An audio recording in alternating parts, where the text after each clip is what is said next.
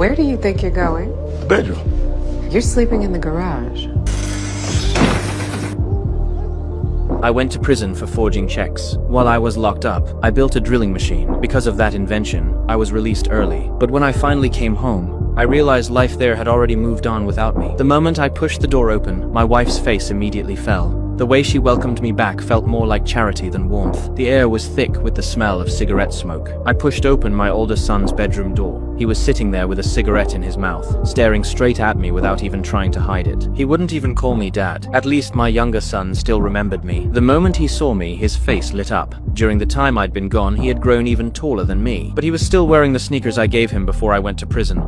That was the only thing that made me feel a little better. During a family meeting, I spread out my blueprints on the table and even laid out a full plan for how we could make money. But not a single person believed in me. My heart sank. I picked up my suitcase and walked toward the bedroom, but my wife stopped me. She told me I'd be sleeping in the garage. I didn't argue with her. Instead, I simply turned the garage into a workshop. The next day, I set out with my invention. On the road, I ran into my old friend Jack. That's when I finally learned why I had been released early. Later, I went to the dean's house. The first thing my eldest son did was ask me for $2,000. I had just gotten out of prison. I didn't have a single dollar to my name. Then I went to that rocket company. Jerry, who once claimed to be a senior engineer, turned out to be nothing more than a janitor pushing a mop. Disappointed, I turned around and started to walk away. Right at that moment, a thief jumped onto my bicycle and rode off with it. That's when I realized the whole day had completely fallen apart.